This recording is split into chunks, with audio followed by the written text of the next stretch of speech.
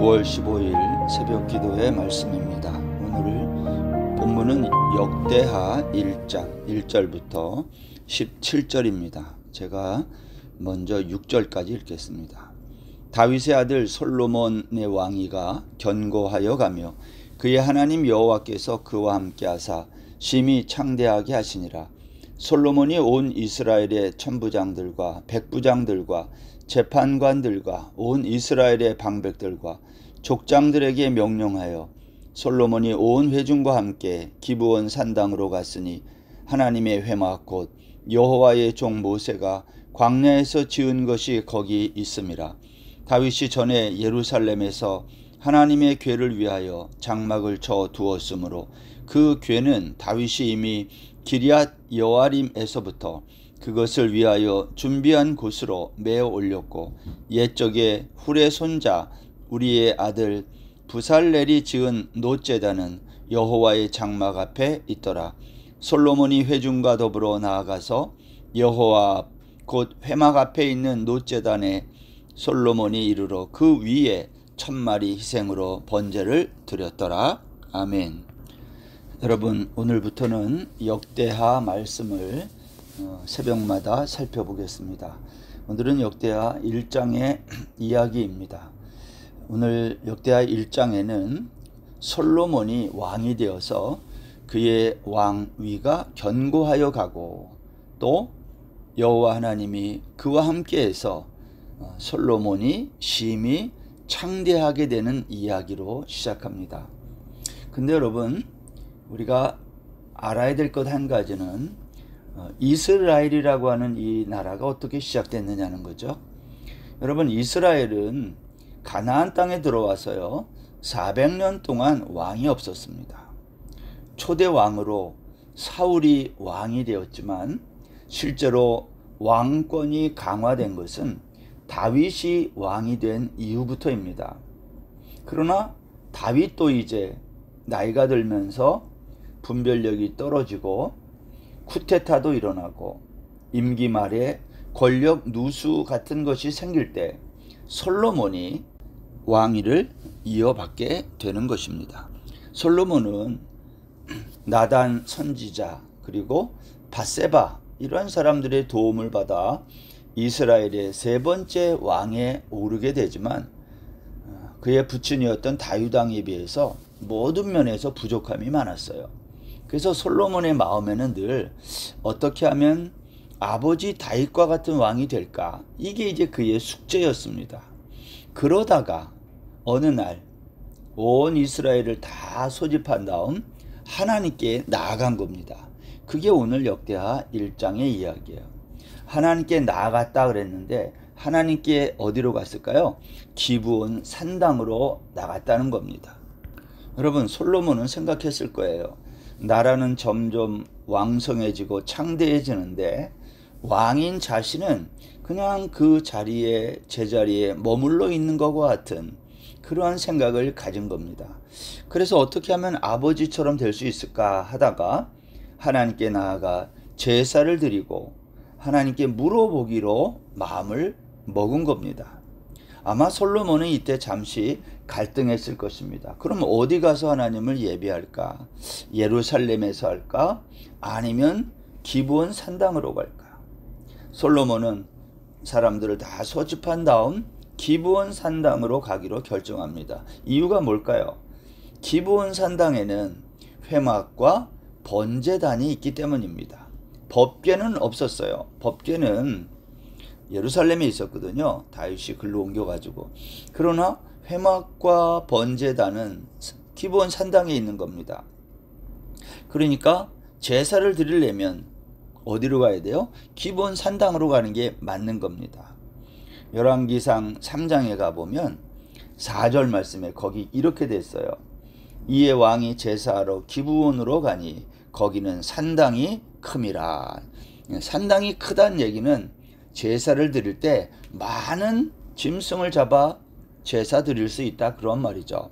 그래서 오늘 본문에 보면 솔로몬은 이 기브온 산당에 가서 1000마리를 희생 제물로 번제를 드렸다라는 거예요.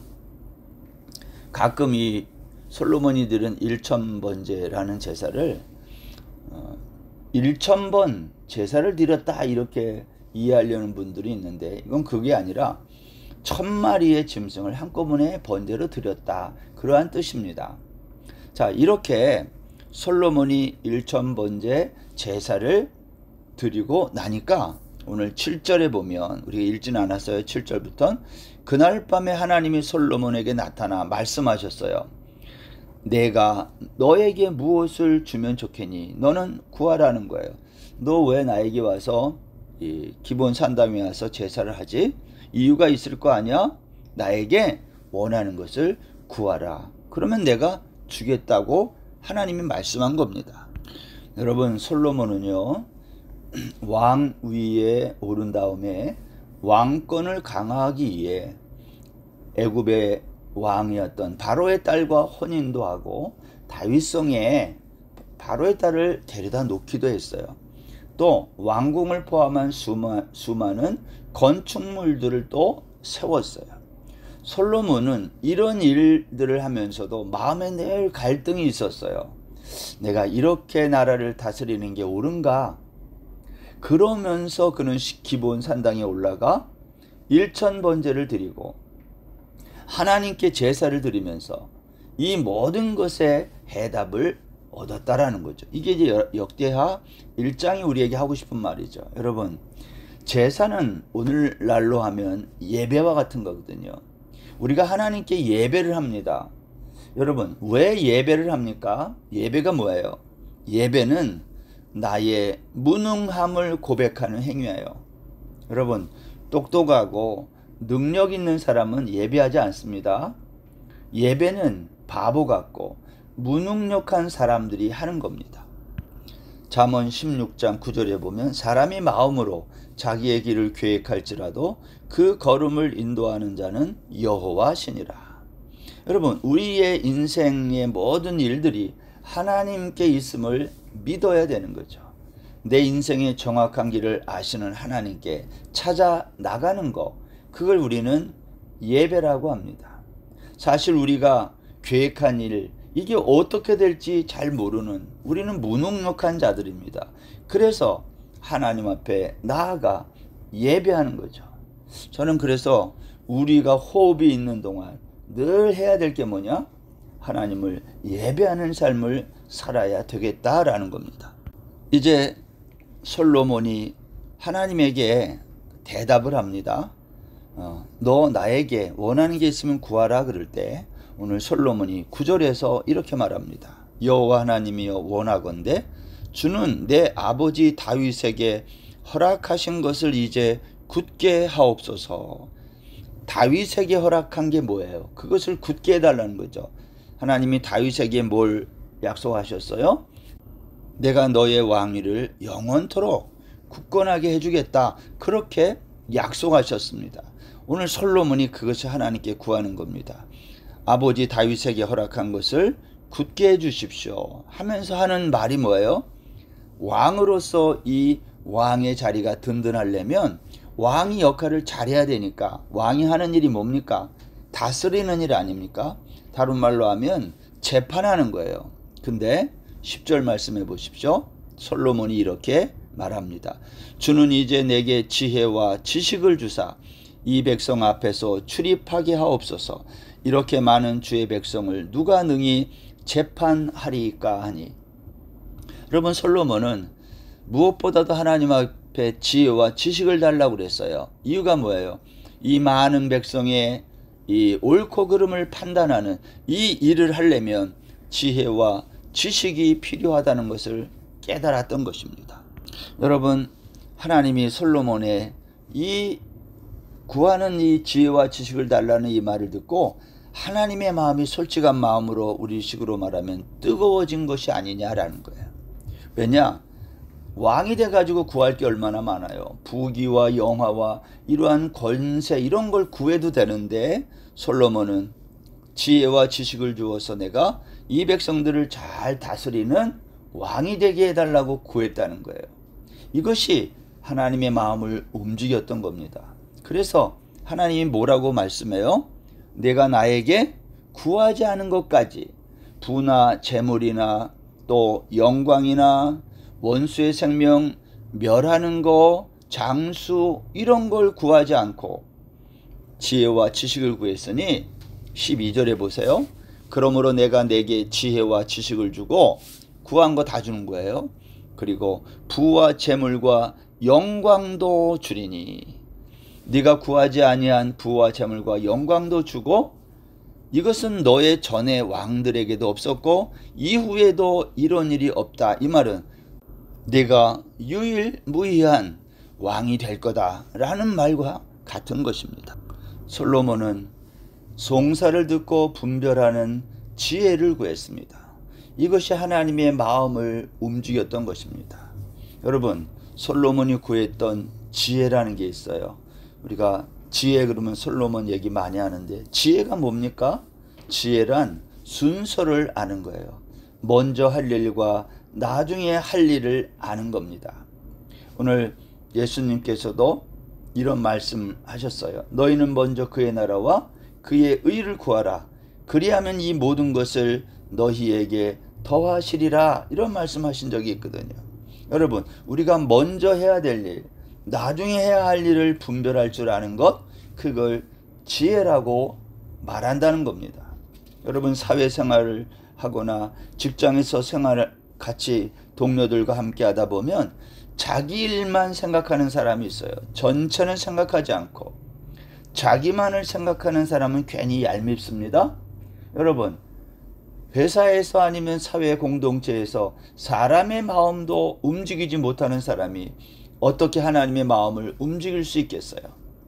솔로몬이 하나님의 마음에 들었던 것, 그것은 비록 그가 흠이 있는 연약한 왕이었지만 세상의 성공과 부귀영화와 같은 세상의 왕도를 따르지 않고 섬김의 왕도인, 이걸 우리가 신명기적 왕도라 그래요.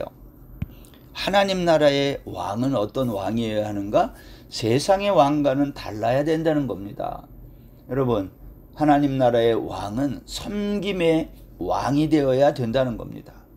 오늘 솔로몬은 그러한 왕이 되기 위해 일천번제를 드리고 하나님으로부터 지혜와 지식을 받아 이후에 하나님의 백성들을 통치하는 일에 참으로 아름답게 쓰인 것을 알 수 있습니다. 저는 가끔 이런 생각을 합니다. 한 주간 내내 직장에서 밤낮으로 열심히 일하다가 또 주일에는 피곤한 몸을 이끌고 또 교회 나와 하나님 나라와 공동체를 섬기고 예배하고 또 자기가 땀 흘려 얻은 소득의 일정한 부분을 구별하여 하나님께 바치고 성실하게 봉사하고 감당하는, 그것을 위해 동분서주하는 성도들을 볼 때가 있어요. 저는 그때마다 목사지만 사람이지만 제 마음이 뜨거워지고 움직여요. 만약 그러한 모습을 하나님이 보신다면 하나님의 마음도 움직이지 않을까요? 사람의 마음도 못 움직이는 사람이 누구의 마음을 움직이겠어요? 피곤한 몸이지만 늘 하나님께 나와 간구하고 기도하는 성도들, 그들의 기도를 들으시고 외면하시지 않는 하나님. 저는 오늘 솔로몬의 이 일천번제 제사와 그에 대한 응답으로 주신 지혜와 지식을 주신 이 하나님을 생각하며 하나님의 마음을 움직일 수 있는 사람, 그러한 솔로몬과 같은 삶이 되어야 되겠다. 그 길이 뭐냐? 하나님께 나아가 제사를 드리는 거예요. 오늘날로 말하면 하나님께 나아가 예배를 드리는 겁니다. 하나님, 나는 무익하고 무능력한 자입니다. 예배는 그것을 고백하는 거거든요. 그때 하나님이 내가 너와 함께하고 너의 아버지에게 약속한 것을 내가 그대로 너에게 이어주겠다라고 하나님이 말씀하시지 않겠느냐는 겁니다. 사랑하는 성도 여러분, 오늘 하루도 솔로몬의 이 놀라운 지혜가 저와 여러분 모두에게 넘치는 복된 날 되시기를 바랍니다. 하나님 아버지, 오늘도 우리에게 솔로몬의 일천번제 제사를 듣게 하시고 또 마음이 움직이신 하나님께서 솔로몬에게 또 그의 구하는 것들을 다 들어주신 것을 보면서 우리의 남은 인생 어떻게 살아야 될지를 또 한번 생각해 봅니다. 오늘도 솔로몬처럼 온전한 헌신을 통해 하나님의 지혜와 지식을 받아 이 땅을 살아가는 저희 모든 성도들 되게 하여 주옵소서. 예수님의 이름으로 기도드립니다. 아멘.